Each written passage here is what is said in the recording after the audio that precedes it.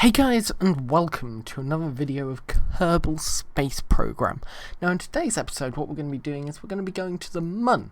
Now last episode we went to Minmus, the other moon of Kerbal, and you might be like, well, why did you go to Minmus first? And well, the reason is the MUN is really hard to land on due to the fact the gravity is stronger. On Minmus, gravity is really low and landing is fairly easy.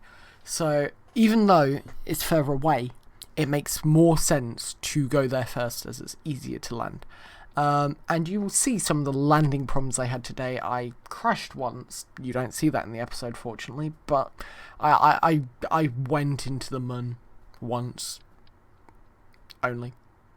And then the actual landing you see is a little bit eeksy, let's just say.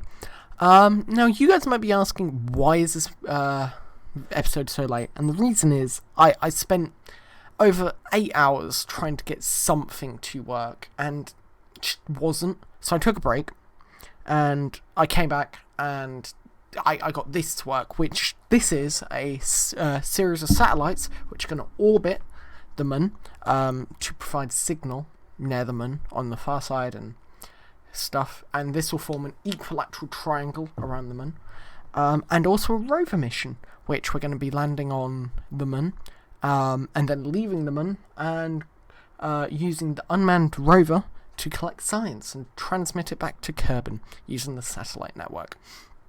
This doesn't quite go to plan, but yeah, that was the plan. And as you can see here, this is the rover I designed. Now, what I'm doing right now is I'm building the rocket to go around it. We're building the upstage here, putting some science onto the thing. But yeah, another reason this episode was so late was because DaVinci Resolve, which is the editing software I use, refused to cooperate in this tough week I had with making videos. It was really tough, and it decided to crash every 5 minutes while I was editing this, so that's again another reason why this episode is late. But yes, so what we're doing here is we're adding some landing legs to the main module, and the reason we have to add these landing legs like so is because we're going to drop the rover off the bottom of the craft, and due to this we can't have an engine at the bottom of the craft because that's where the rover is. So what we do is we put some landing legs on, as you can see me doing right now, put some engines on them and also some landing struts just so they can land and be safe. Now this mission has taken me a long time to do. Surprisingly long. Oh, and by the way, sorry, these things at the top, these are the satellites we're going to be deploying. We're going to be deploying 3 satellites to just form an equilateral triangle around the MUN. But yeah, this was a tough mission for me. Really tough to do. It took a long time. It's the toughest one I've done so far because of the strength of gravity on the MUN. It makes landing so difficult, for me at least. Because on other planets, for example, Duna, I can use parachutes to orientate my landing and potentially use a bit of propulsion right at the end. But the problem on the MUN is if you just use SAS, auto SAS, and point to retrograde, when you slow down, your retrograde will actually spin around because sometimes you will get your velocity to go up. And due to this, you will then spin your whole craft around and go head first. Now that isn't what you want to do, so what you need to do is point retrograde, be going straight down onto the surface rather than at an angle, and then at the most upperly position, I can't describe it, at where the north sort of pole would be, if you were to imagine the nav ball as a planet. You want to turn on stabilize SAS rather than retrograde SAS, and this will stabilize your position and mean that when you slowly decelerate, you won't spin out and die. Now, the rocket I'm designing, I put far too many SRBs on it at first. I put in total 16. In the end, I only used 8, 4 on 2 sides.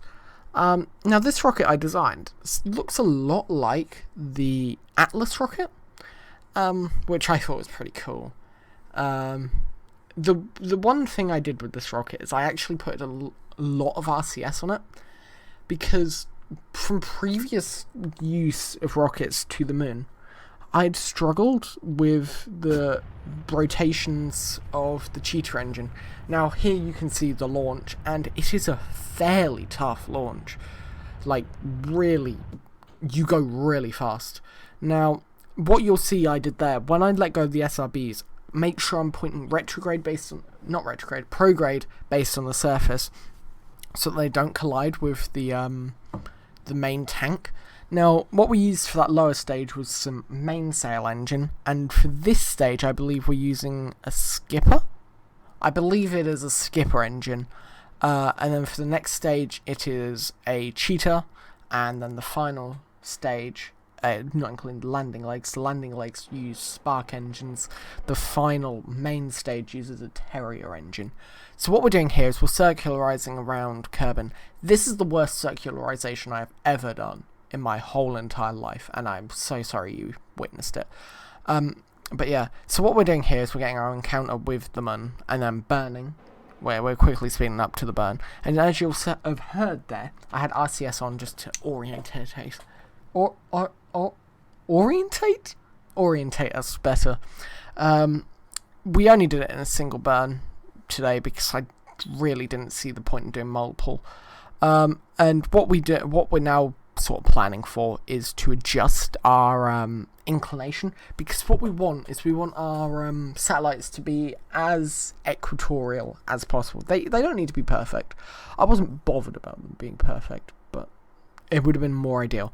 Another thing we're doing here is we're not actually circularizing. We are getting an orbit of around about 100 kilometers by 226 kilometers. That is rough. There's a website you can go to figure out what you need, and the reason for this is we're injecting 3 satellites and we want them to be equidistant apart in orbits.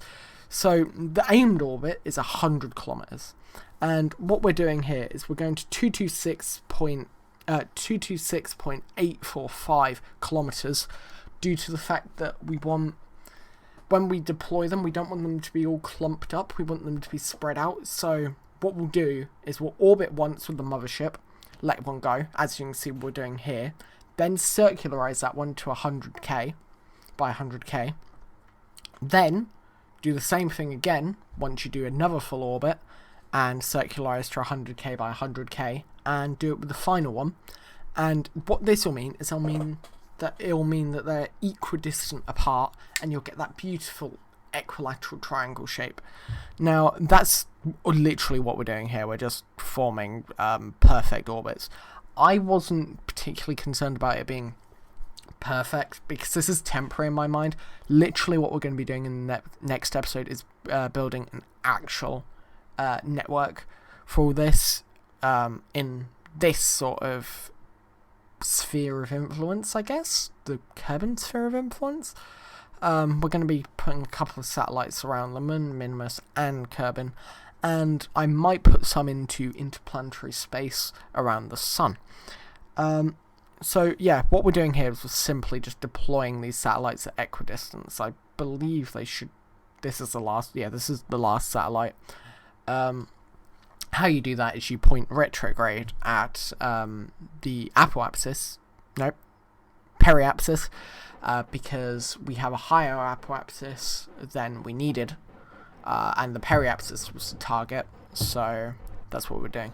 And here what we're doing is we've just quickly burned, so we have no sort of horizontal velocity, and we only have vertical velocity, and this makes it much easier to land, and we're using the Cheetah engine just to do so. Now you'll see here there is a quick cut here after I crashed. it was a very tough landing, to be honest. That explosion didn't do any damage. What you need to do is you just need to be careful of your speed. Don't go anywhere above 200 meters a second, below probably 20 kilometers. Luckily, I'm going only about 50 at this point, at about 8k. So I just quickly sorted out my retrograde so it was perfectly centered and slowly burned down, just keeping a steady velocity of below about 30 meters a second. Now, at about 1k height, I went to 1 times speed, just for precaution of, I don't want to crash this thing. It's so hard for me to land here. And you'll see, I don't actually land perfectly first time. What happens is I'm going to fall over. And so what I do, as you'll see it, I sort of bounce, and so I decide to abort, and then re-land somewhere else. And this is probably the most incredible thing I've ever done. And yeah, so we're on a bit of a hill. I had to turn the RCS off there because it would have tipped us over.